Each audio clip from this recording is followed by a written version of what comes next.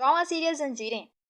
Recent episode ने story के अंदर बहुत से न्यू ट्विस्ट ऐड किए हैं। आपने देखा कि सरबुलंद अपने दरमियान मौजूद गद्दार को पकड़ने के लिए बहुत ज़्यादा एक्टिव है और दूसरी तरफ उसके दोनों मोहल्ला साथी रबिया और गुलजमान उसका भरपूर साथ दे रहे हैं। रिसेंट एपिसोड में सोहराब खान गुलजमान से भी पूछता है और रबिया के साथ भी उसका आमना सामना होता है, तो वो बीजान के पास बैठी होती है लेकिन फिर भी वो उसके सामने आता है। तो यहाँ पे रिसेंट एपिसोड में गुलज़मान से पूछता है कि सरबुलंद कहाँ है?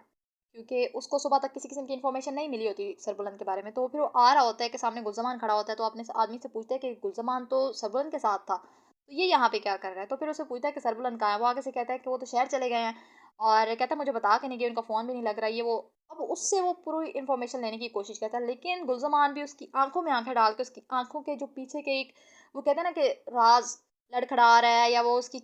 शैतानी चमक होती है, या वो मुहलसाना एक चमक होती है उसकी आँखों की, वो पढ़ने की कोशिश कर रहा होता है। तो वो कहता है कि अगर आपको कोई काम है तो आप हिकमत खान को फ़ोन कर लें, क्योंकि हाँ जी कुछ दिन वहाँ पे ही रुकेंगे बिज़नेस के सिलसिले में। अब यहाँ पे वो बीजान के पास भी आता है, वहाँ से भी पूछने की कोशिश करता है, तो वहाँ से भी उसको किसी किस्म का कोई इन्फॉर्मेशन का इस तरह से सीन नहीं मिलता कि उसको कोई इन्फॉर्मेशन नहीं मिलती। बीजान कहते हैं वो शहर है, मुझे नहीं पता, उसने मुझे रात को कॉल की थी, तो ये वो मुझे भी पता चला, इस तरह का सीन होता है। अब रबिया क्या करती है, यहाँ से जाकर उसको बताती है कि आपके बारे में इसने पूछा। और फिर मज़े की बात ये है कि इन दोनों की जो रूम के अंदर एक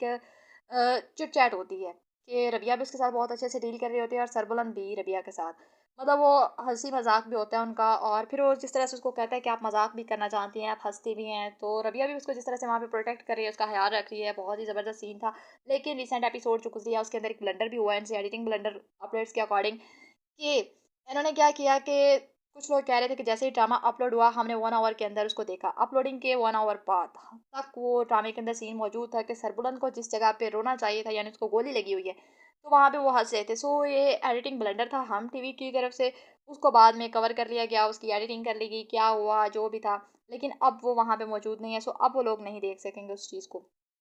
ये भी हुआ। अब ये तो था इनका एडिटिंग ब्लंडर, लेकिन रूम के अंदर इनकी केमिस्ट्री अच्छी खासी मैच हो रही है। और फिर दिखाया गया सोहराब खान को कि वो किस तरह से सरबुलंद को पकड़ने के लिए, उसको ढूंढने के लिए, उसको मारने के लिए पूरा शेर बना हुआ है। यहाँ पे वो हर तरीके से अपना सोर्स आजमा रहा है और पता करने की कोशिश कर रहा है, लेकिन उसको किसी किस्म की कोई इन्फॉर्मेशन नहीं मिलती। वो यहाँ पे जरगून को भी कहता है कि 8-10 आदमी लेके जाओ और जाके ये तमाशा कर दो, वो कर दो। अब देखते हैं नेक्स्ट एपिसोड में वो किस तरह से करते हैं। दूसरी तरफ वो क्या करता है कि शीरीन को कॉल करके उसको कहता है कि तुम्हारे उस पालतू कुत्ते में दम नहीं था, वो सरबुलंद को कभी मार ही नहीं सकता, उसने हमला ही नहीं किया, ना तुमसे जहर दिया गया सरबुलंद को और ना ही तुम्हारे इस आशिक ने सरबुलंद पे हमला किया। तो शीरी आगे से उसको बहुत ठंडा करने की कोशिश करते हैं, नहीं हाँ जी रुके ये वो। तो आगे से वो भी उसको कहता है कि अब तब मुझे अपनी शक्ल दिखाना जब सरबुलंद मर गया या उसकी कोई खबर आ गई, वरना नहीं। तो जिस तरह से वो मनहूस औरत है इस तरह का उसको कहता है, आपने भी देखा। अब यहाँ पे मैं आपको एक मजीद अपडेट देती चलूँ कि जो शीरी है ना, आई थिंक सो ये प्रेग्नेंट है। स्टोरी के अंदर ये जो इनका एक सीन है वो इस तरह से है, आपने देखा कि जाती है वैसे भी मिलती है सोहराब खान के साथ, और इनका एक अपना अलग से ठिकाना भी है। तो ये सीन भी है ड्रामे के अंदर। ये मेरी प्रेडिक्शन है, मे बी ये गलत भी हो, लेकिन जिस तरह से दिखाया जा रहा है कि शीरी इज़ प्रेग्नेंट। और वो फिर आपने देखा कि जैसे ही कॉल बंद करके उठने लगती है तो जिस तरह से चकराती है, फिर उठना चाहती है तो उसकी जो हालत होती है वहाँ भी लेट जाती है। तो दूसरे दिन वो आती है हवेली जब, तो बीजान भी उससे पूछते हैं क्या बात है शीरी, तुम बहुत पीली पीली लग रही हो, तो वो कहती है नहीं मैं ठीक हूँ। तो बीजान की फिर दवाई देने का टाइम आता है उनको, तो वो जरमाला को बुलाने जाती है। जरमाला यहाँ पे बहाना करके आई होती है रूम में, क्योंकि जो लास्ट टाइम उसकी मीटिंग होती है सरबुलंद के साथ, उसमें वो चाय का कहता है, नाश्ते के बाद जब होती है तो उसको चाय का कहता है। तो वो फिर चाय के लिए केटल लेके आती है रूम में और चाय बना रही होती है, खाना वाना उसको दे के जो भी उसको चाहिए होता है वो बाहर जा रही होती है कि इसी दौरान शीरी आती है उसको बुलाने के लिए कि बीजान मेडिसिन के लिए बुला रहा है। अब शीरी यहाँ पे अच्छी खासी तपी हुई होती है इस पे, जरमाला पे, कि इसकी वजह से मतलब हम ये आ गई है, हमने सारी ज़िंदगी बीजान की खिदमत की है और ये अब आके हम पे हुक्म चला रही है। यहाँ पे ड्रामा एंड हो जाता है। नेक्स्ट एपिसोड में इस तरह से दिखाया गया है, तौसम खान के मामू का सीन होता है, उसके बाद होता है रबिया और सरबुलंद का, कि वो उसको कह रही होती है कि आपकी इस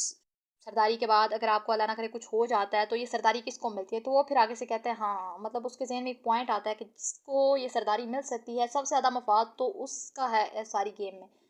उसको हमें ट्रेस करना। तो फिर वो उसको पता चलेगा कि सोहराब खान इसके पीछे हो सकता है, क्योंकि आपको पता है कि जो घर के अंदरूनी अफराद होते हैं ना, उनके ऊपर इंसान का शक बहुत बाद में जाता है अगर कोई इस तरह का सीन हो तो, क्योंकि वो तो पहले ये घर वालों के लिए काबिल एतबार होते हैं। تو یہاں پہ بھی یہی سین ہوگا کہ سہراب خان کے اوپر ان کے لیے شک کرنا بہت مشکل ہے، لیکن اب ان کو میں بھی شک ہو، نیکسٹ ایپیسوڈ میں دیکھتے ہیں کس طرح سے ہوتا ہے، اور پھر یہ بھی ہو سکتا ہے، اور یہ جو سربلند ہوتا ہے وہ کہتا ہے کہ اب ہمیں اس سب تک پہنچنے کے لیے ہمیں شیریں کو پکڑنا پڑے گا، شیریں ہمیں ایگزیکٹ انفارمیشن دے سکتی ہے۔ اب آپ کو پتہ ہے کہ شیریں تو ملی ہوئی ہے ایگزیکٹلی سہراب خان کے ساتھ، اگر وہ سامنے نور بابی کہتی ہے تو انڈائریکٹلی وہ اس کے ہسبینڈ کے ساتھ ریلیشن شپ میں ہے۔ اب میں آپ کو جیسے کہہ رہی تھی مے بی کہ نیکسٹ کچھ ایپیسوڈس میں یہ چیز بھی ویزیبل ہو جائے کہ وہ واقعی پریگننٹ ہے اور اس کا تعلق تھا سہراب خان کے ساتھ، تو سہراب خان کو جب یہ بات مطلب پتہ چلے گی یہ بات تو وہ کیا کرے گا، مے بی وہ شیریں کو مروا دے، کیونکہ وہ اپنے خلاف کسی قسم کا ثبوت نہیں چھوڑنا چاہتا۔ جو انسان اپنی بہن کو مار سکتا ہے وہ اس سے کیا ہی امید کی جا سکتی ہے کہ کسی کو کیوں چھوڑے گا، اور بہن بھی آپ کو پتہ ہے اس کو بہت لاڈلی تھی، لیکن اس نے پھر بھی اس کو مار دیا۔ اب دیکھتے ہیں نیکسٹ ایپیسوڈ میں کیا ہوتا ہے، اسٹوری کس طرح سے نیو ٹویسٹ لیتی ہے، یہ میرا ایک اپنا تجزیہ ہے، اور ڈرامے کے اندر بھی اس کو دیکھا جا سکتا ہے کسی حد تک کہ شیریں پریگننٹ، اور یہ اب ٹف ٹائم دے گی سہراب خان کو بھی اور اپنی فیملی کو بھی، اور خود اس کے لیے بھی بہت مشکل پیدا ہونے جا رہی ہے، کیونکہ جب سربلند اس کو چیز کرے گا تو پھر اس کو وہ ساری باتیں بتانی پڑیں گی جو اس نے کیا، اس نے شیر دل کو زہر دیا، شیر دل کو مارا، بی جان کے ساتھ جو کچھ کیا، پھر جس طرح سے شہر بانو کی جان اس نے لی، اس میں اس کا ہاتھ تھا، اور جو کچھ اس نے سہراب خان کے ساتھ غلط ریلیشن شپ میں رہ کے کیا، نور کے ساتھ جو زیادتی کی، یہ سب چیزوں کا اس کو حساب دینا پڑے گا، اور اس حساب کے بعد سربلند کے جو کزن ہیں سہراب خان، ان کی بھی باری آئے گی کہ وہ اب کس طرح سے اس ساری سٹوری میں اپنا کردار ادا کرتے ہیں۔ دوسری طرف جو توسم خان ہے اس کا بھی ایک الگ سے خط ہے، وہ بھی دکھا رہے تھے کہ دریا چند کی جو بیوی ہے اس کو ملتا ہے، اور پھر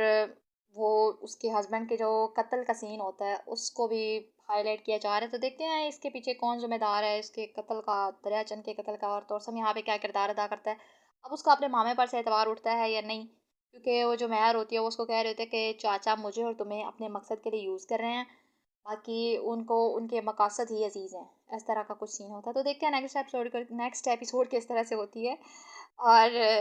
تب تک کے لیے اپنا خیال رکھیے گا، اپنا فیڈ بیک، اپنا ریویو کامنٹ سیکشن میں لازمی دیں، چینل کو بھی سبسکرائب کرتے ہیں سبسکرائب کر دیں۔